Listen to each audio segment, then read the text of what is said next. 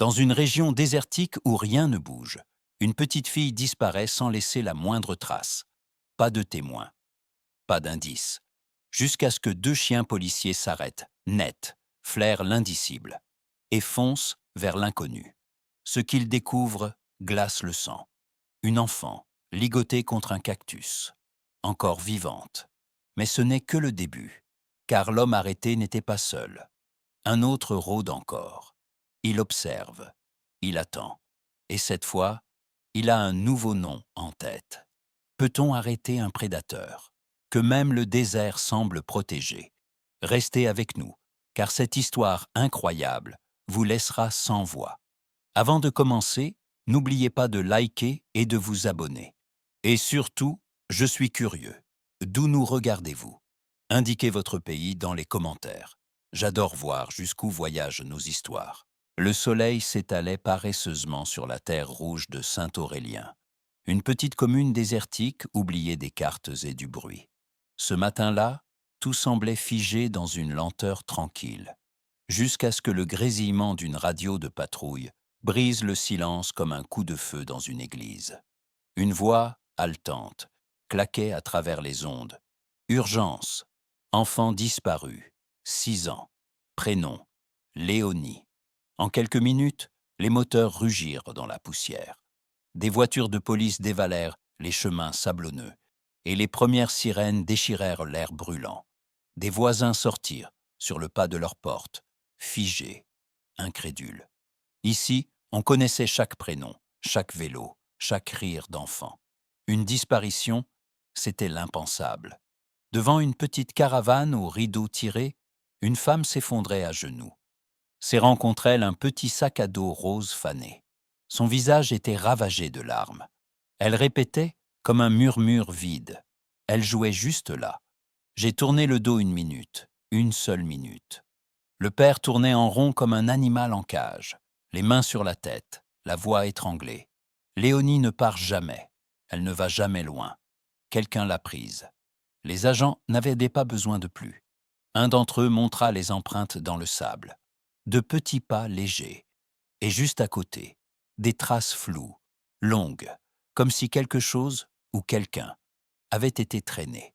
Le commandement lança immédiatement l'alerte cynophile.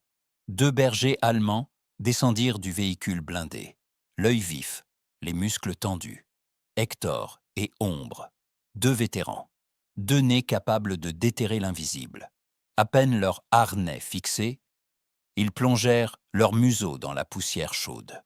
Puis, brusquement, leurs corps se raidirent. Un grondement sourd monta de leur gorge. Ils avaient senti quelque chose de mauvais. Le silence tomba. Puis, les chiens bondirent, et la chasse commença. Le sable semblait dormir sous le soleil. Mais Hector et Ombre, eux, ne dormaient pas. Leurs pattes soulevaient des nuages de poussière fine à chaque foulée, leurs museaux frôlant le sol comme s'ils lisaient un langage invisible. Les policiers suivaient derrière, prudents mais perplexes. Les empreintes de Léonie avaient disparu depuis plusieurs mètres déjà.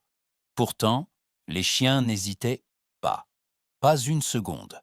Ils avançaient avec une certitude muette, étrangère à toute logique humaine. Soudain, sans prévenir, Hector bifurqua violemment vers la droite, tirant son maître vers une zone plus aride, plus sauvage, où le sol devenait rocailleux et les cactus plus denses. Ombre le suivit, en silence, son corps tendu comme un arc. « Pourquoi il quitte la piste ?» murmura un officier. « Il n'y a plus de traces ici. » Mais les chiens ne suivaient pas des empreintes. Ils traquaient la peur. Une peur fraîche, encore imprégnée dans le vent, mêlée à la sueur, à l'adrénaline et à quelque chose d'indéfinissable, de souillé. Quelques mètres plus loin, Hector s'immobilisa. Entre 2 cactus, un petit lambeau de tissu s'agitait doucement, accroché aux épines. Rose, déchiré, sali, l'uniforme de l'enfance piétiné. Ombre grogna, sourdement. Son regard se fixa sur le sol. Là, des marques, inégales. Une petite main avait griffé le sable. Un talon minuscule avait laissé un arc avant d'être traîné de force. Elle s'était débattue. Le silence tomba, plus lourd encore que la chaleur. L'air vibrait d'un malaise instinctif. Ce n'était plus une disparition, c'était une traque. Et les chiens venaient d'annoncer que le danger était tout proche. Les buissons épineux semblaient se resserrer autour du groupe comme une mâchoire. Chaque pas devenait une menace. Le sable brûlait les semelles. La chaleur, lourde et sèche, s'accrochait à la peau comme une fièvre. L'air ondulait. Les cactus se dressaient, géants, menaçants, couverts d'aiguilles aussi longues que des doigts. Et pourtant, Hector et Ombre fonçaient. Leurs pattes fendillaient la poussière. Leurs flancs se contractaient sous l'effort, mais leurs yeux ne lâchaient rien.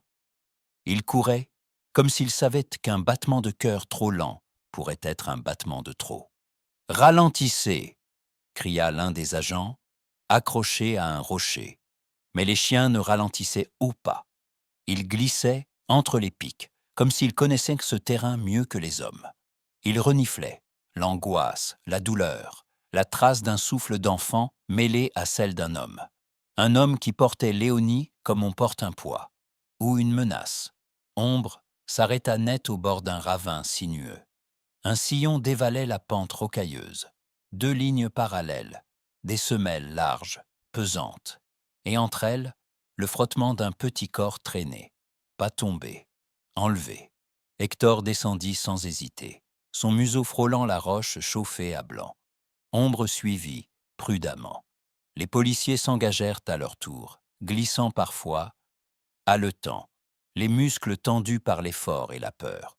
Chaque mètre les rapprochait, mais chaque minute volait une chance de plus à Léonie. L'un des enquêteurs, le souffle court, murmura presque pour lui-même. Il connaît ce désert, il l'a choisi. Et dans les yeux des chiens, il n'y avait plus d'hésitation, seulement une certitude brutale. Léonie était encore vivante, mais l'instant pour la sauver fondait comme le sable sous leurs pieds. Un souffle, presque rien, à peine un gémissement, si faible qu'il semblait se confondre avec le vent. Hector s'arrêta net, ses pattes figées dans la poussière. Ses oreilles pivotèrent d'un coup. Ombre se figea à son tour. Leurs regards convergèrent vers une faille dans la roche, là où les ombres s'étiraient comme des griffes. Les policiers accélérèrent, haletants. Leurs lampes peinèrent à pénétrer l'obscurité. Mais l'instant suivant, un cri étouffé se coinça dans toutes les gorges.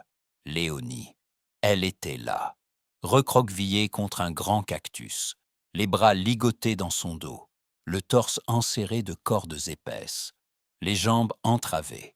Son petit corps tremblait. Ses joues étaient couvertes de griffures. Les épines s'étaient enfoncées dans sa peau. Sa bouche entr'ouverte laissait échapper un souffle saccadé, vivante, mais brisée. Ombre se plaça devant elle, dos voûté, les crocs presque visibles. Hector, lui, se rapprocha en rampant, museau tendu vers le visage de la fillette, comme pour dire « On est là maintenant ». Un agent s'agenouilla, les doigts tremblants. « Doucement, ma chérie, tu es en sécurité ». Mais Léonie, blême, ne répondit pas. Ses yeux, agrandis par l'épouvante, fixaient un point derrière eux. Elle leva lentement une main attachée et la tendit vers un étroit passage entre 2 rochers. Et sa voix, à peine un souffle, sortit de ses lèvres fendillées. « Il va revenir ». Un frisson glacial parcourut l'équipe. Ils se retournèrent lentement. Le désert, là-bas, ne bougeait pas. Mais désormais, chacun savait. Il était encore là. Peut-être tout près. Peut-être déjà en train de regarder. La nuit s'était abattue comme une couverture noire, sans lune, sans tendresse. Le vent s'était levé, froid, sec, mordant.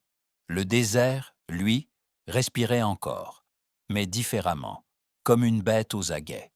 Léonie était désormais allongée dans une tente médicale improvisée. Une couverture d'urgence la recouvrait, mais rien ne réchauffait son regard fixe. Sa voix, faible, brisée, sortit comme un râle. Il portait un masque, il sentait la fumée, le métal. Les officiers se regardèrent, en silence. Puis, la petite fronça les sourcils. Sa gorge sèche émit une dernière phrase qui les figea tous. Il m'a dit que j'étais pas la première et que je serais pas la dernière. Ce ne fut plus une enquête, ce fut une chasse. Hector se leva, oreille haute. Ombre le rejoignit, grognement à peine contenu. Leurs museaux reniflèrent, l'air glacé. Puis, sans attendre d'ordre, ils s'élancèrent. Quelques minutes plus tard, ils stoppèrent net au pied d'une formation rocheuse.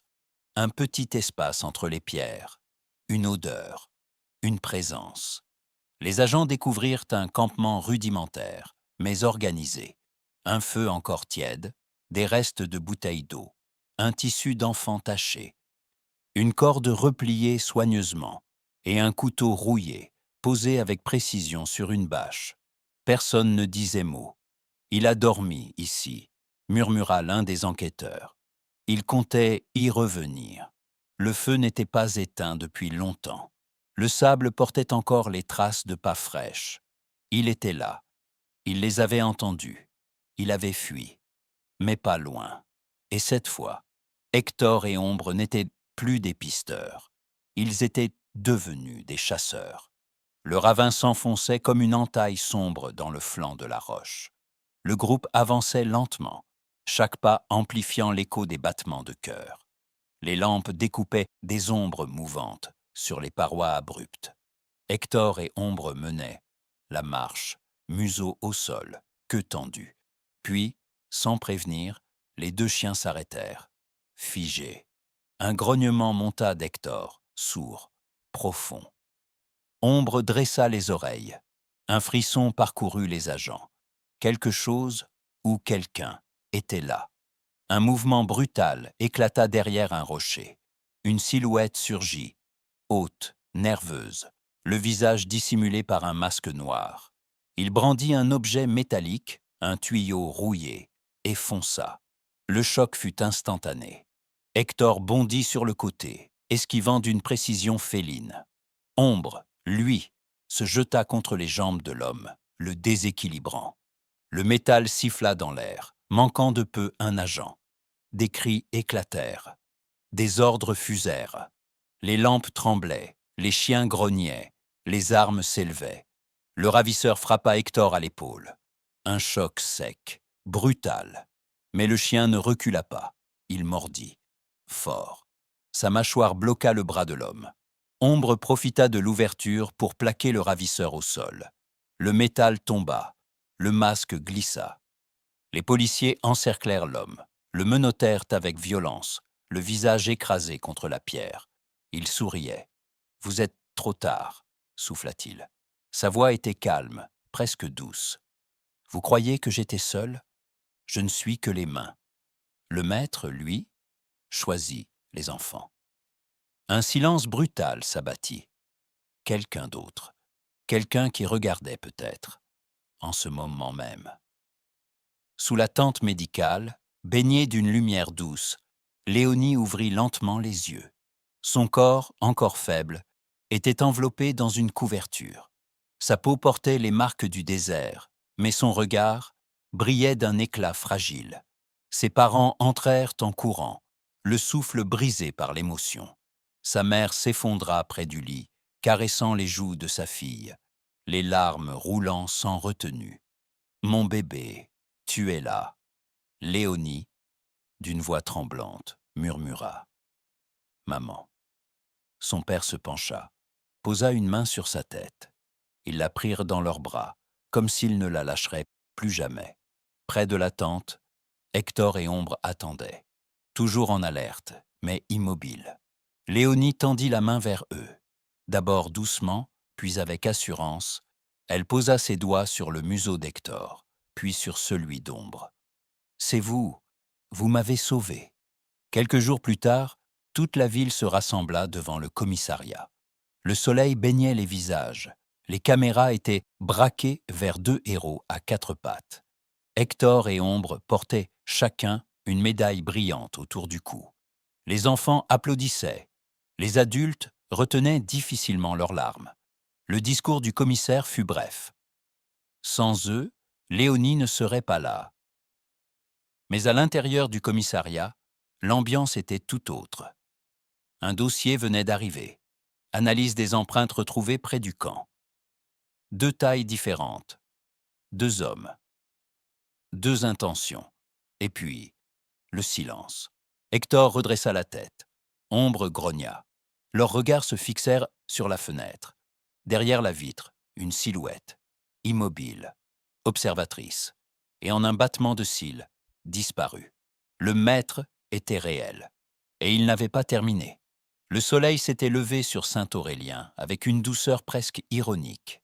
Les rideaux des maisons battaient doucement, les enfants jouaient à nouveau dans les rues, et les conversations tournaient autour d'un seul mot. Miracle. Léonie, elle, dormait enfin dans son lit, sous la veille silencieuse d'un chien en peluche qu'elle avait appelé Ombre. Mais dans les couloirs du commissariat, les respirations restaient tendues. Les discussions étaient discrètes, les regards inquiets, car ce que révélait le dossier d'empreinte ne laissait plus place au doute. Un deuxième homme avait été là, un homme plus grand, plus lourd, plus méthodique. Hector ne cessait de tourner autour de la porte d'entrée. Ombre restait posté devant la baie vitrée, les oreilles en alerte, comme s'il attendait un signal que seul lui comprendrait.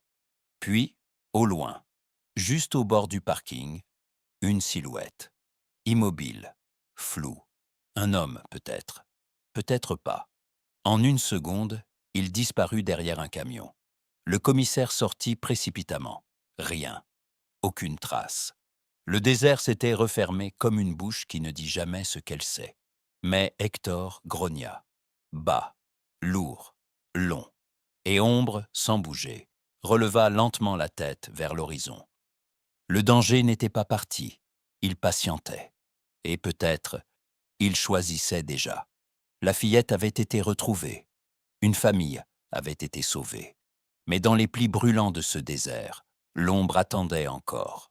Si cette histoire vous a touché, laissez un like. Abonnez-vous pour ne pas manquer les prochaines. Et dites-nous en commentaire depuis quel pays vous nous regardez. Vos mots comptent plus que vous ne l'imaginez.